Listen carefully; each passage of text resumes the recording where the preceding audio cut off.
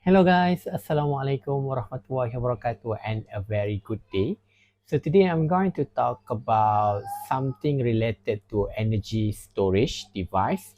So as you all know, we have our supercapacitor, we have our battery, lithium ion battery, sodium ion battery. But did you wonder an energy storage device? It can be or it can have a multiple purpose. So for example, for today's topic, I'm going to introduce to all of you is electrochromic supercapacitor. So what is electrochromic and why we combine with supercapacitor? So electrochromic is the properties that can show color changes. So when you have electrochromic supercapacitor, supercapacitor is a device that can save the extra energy, and you can or you have the properties of electrochromism, the ability to change color upon a small potential apply. Then what happens is when you charge your supercapacitor, for example, from 0 volt to 1 volts, the color will change. For example, from 0 volt, it is colorless. At 1 volts, it's become color of your metal oxide. So it happened because you charging and discharge, because we know that generally the metal oxide have multiple oxidation state, and each oxidation state has its own color.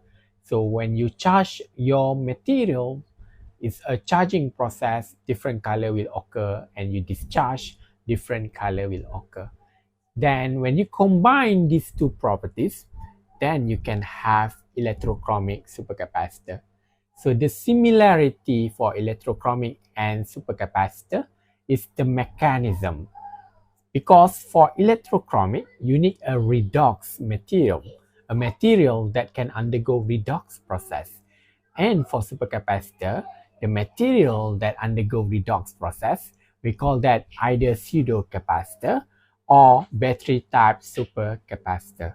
So when you want to link or combine these two materials, you just need to have a redox process. That's why it's very possible for you to combine electrochromic and supercapacitor in one device, making electrochromic supercapacitor. This multifunctional energy storage system is in demand. It's not many paper reported on electrochromic supercapacitor. You can search from which year is not so much compared to single supercapacitor. So it's a new opportunity for you to delve into it. So just adding a material that have redox, for example, you can have a metal oxide, you can have a conducting polymer, then you already have your material, you already have your electrochromic supercapacitor. So just in the surface, what you need to analyze, because you're combining two properties, it is a compulsory for you to report the supercapacitor analysis. For example, the specific capacitance or specific capacity based on cyclic voltammetry, based on galvanostatic charge discharge. You report the resistance by EIS, and you need to add the electrochromic properties. So how they measure the ability of the electrochromic of the material? So the main equipment they use is in situ absorbance and in situ transmittance. You can buy the equipment. If you are using the brand Autolab, you can go to Metrom HQ. You can ask for integrated device where combine potential stat and also UV-Vis. So when we combine these two instruments, we can get what we call that a complete analyzation for electrochromic supercapacitor. So basically for supercapacitor, you just need a potential stat where we supply current or we supply voltage and measure the current. But for electrochromic supercapacitor, you need to add on the ultraviolet analysis, UV-Vis analysis.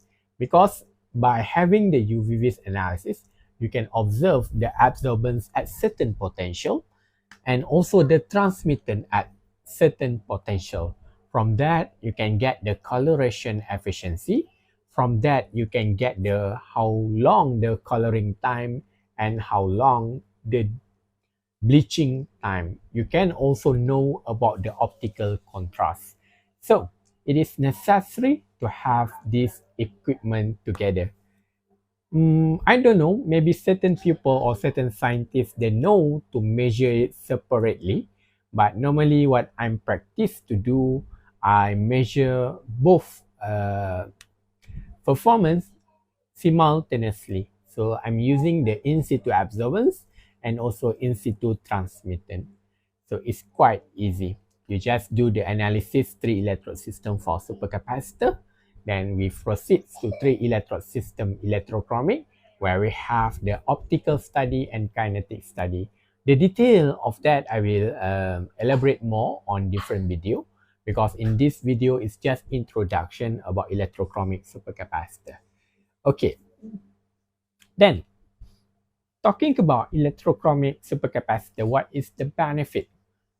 So normally before we're going to talk about benefit, we are going to talk about the problem statement. What is actually the problem of the current supercapacitor? So now the supercapacitor already a major application. It's very good application. However, for energy storage device like supercapacitor, there is no state of art for indicator for charging and discharging. We want to observe or measure the charging and discharging behavior of that material, because we can prolong the lifespan if we know the charging and discharging behavior. By doing that, when we are saying that the material have the ability to show electrochromism, when charging is different color, discharging is different color, then you can estimate the charging time and discharging time to avoid overcharging and over discharging that can reduce the lifespan of your supercapacitor.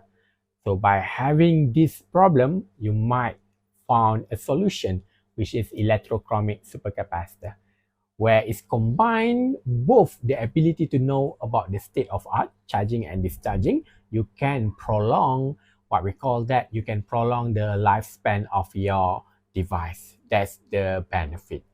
Okay, that's the first of all about the problem statement of your material. When you know about the problem statement, then you come up with analysis. So it is good for you, advantage to do or to dive into this new topic.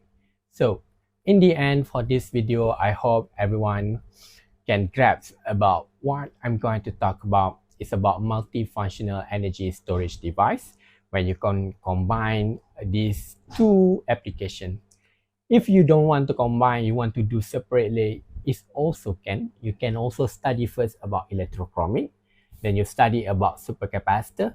When you already know the basic and the similarity and the differences, you can combine this into two applications. So I hope it all helps you. So later, if we have time, we can discuss in detail what analysis, the calculation, and everything about this electrochromic supercapacitor. So that's all for this video. Hi and good day. Bye.